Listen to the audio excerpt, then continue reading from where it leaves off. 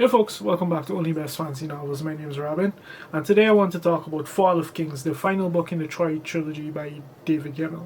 And this is a bit of a bittersweet book to read because by this point, Gemmell passed halfway through, well, at some point writing this book, and his wife actually took up the reins to finish up the novel. So this is this is first and foremost, this is a brilliant book. This is one of Gemmell's most entertaining books I've ever read, and for me, it read like a perfect capstone to what was a really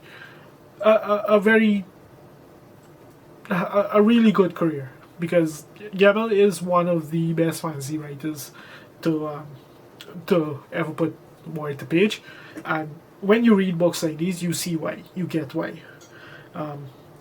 And for many reasons, there's many people who will tell you this Troy series is their favorite of Gemmell's works. And with this book, you see why. You absolutely see why. So, first and foremost, what is this book even about? So, in this one, King Priam's chickens have come home to roost, essentially. The sons that he's had a very antagonistic relationship with throughout his lifetime are all either dead or scattered to the four winds. And he finds himself alone and surrounded by enemies. When Agamemnon and his allies set their sights on Troy and its infamous treasury. War is coming, and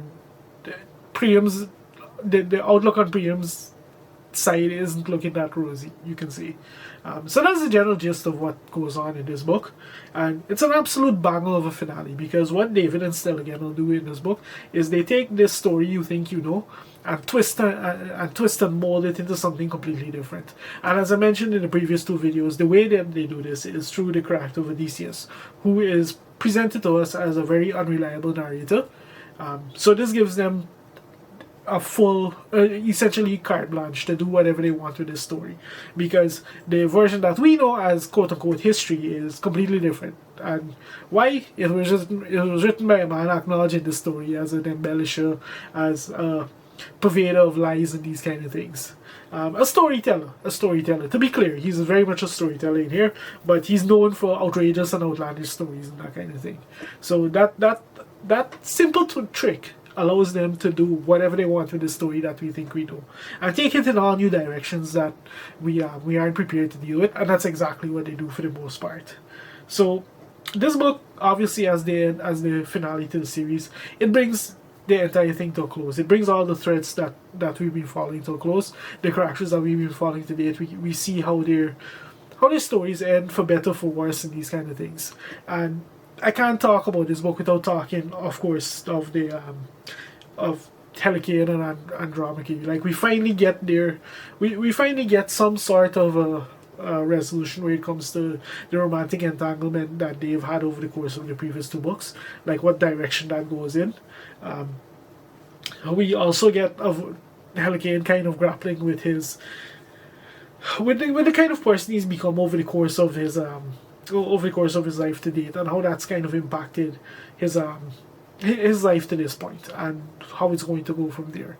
So a bit of a twist and turn on things, and then we have something similar happen with Andromache, as you can expect. But setting those two aside, we have to talk about the MVP of this series, my personal favorite character, Barnacles. The character arc that Barnacles gets in this book is just, it feels like one of the best in the series to me. Like the version of Barnacles that we meet at the start of this book and who he ultimately becomes at the end are two completely separate, drastically different people, and that's it. It's gut-wrenching to an extent to read. Like, when I think about this guy, some of the hardest hitting emotional scenes in this series have been with him, which is funny as a character who is to some extent the comedic relief. So it's just really good, like reading these characters and following the choices they make and the consequences that result as the consequences that their actions have as a result, and following those threads as they play out over the course of the story. It was just entertaining from start to finish, and that's what this book is from start to finish. Very entertaining, because we have a very simple setup for what's going to happen next, and we just go from there, and it just escalates more and more. Because that's the thing about David Gemmell. Like, his books are just packed with action, packed with tension, packed with suspense. No more so than this book, where he has 2 books worth of build up to just kind of take and play with, and that's exactly what happens here. Like if you like with this book, Gemmell really proved that he was a master writer in more ways than one. Like it takes, because I was so hooked, so deeply hooked by this book. It takes special skill to take a story that's well worn, that's beaten to death, that's been done, rewritten and rewritten by lesser artists a million times over, and to take such a tired story and just weave something just so new and engaging from it, and have you at the edge of your seat just wanting to see what happens next. That takes skill that very few artists have, and Gemmell was clearly one of them, because that's exactly what he does with the entire story of the Trojan War here. Because then we get to the ending, and if there's one thing you can always bet on when it comes to a Gemmell novel, it never ends the way you expect it to end, and there's always a twist at the end to make your jaw drop. There's almost always a twist. Every book of his that I've read, at least, has had a really great twist at some point or the other coming into the ending, and it's no different here. Like one in this case, the twist happens with a particular side character, and I wasn't prepared for that in any way, shape, or form, and I think most readers aren't, and it's going to be one of the coolest things you could expect when you read it. You could ever expect when you read it. So needless to say, like, this book as a whole, it's just an absolute bang of a finale for the series, of what's ultimately a really great trilogy.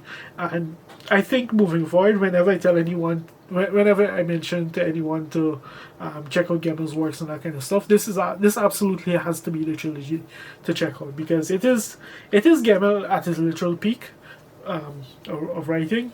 I haven't read anything else from him that I think I've enjoyed to the extent that I enjoyed this, and yeah, like it's a really good place to start if you want to read the kind of the particular type of sword and sorcery that Gemmell was such a brilliant writer of.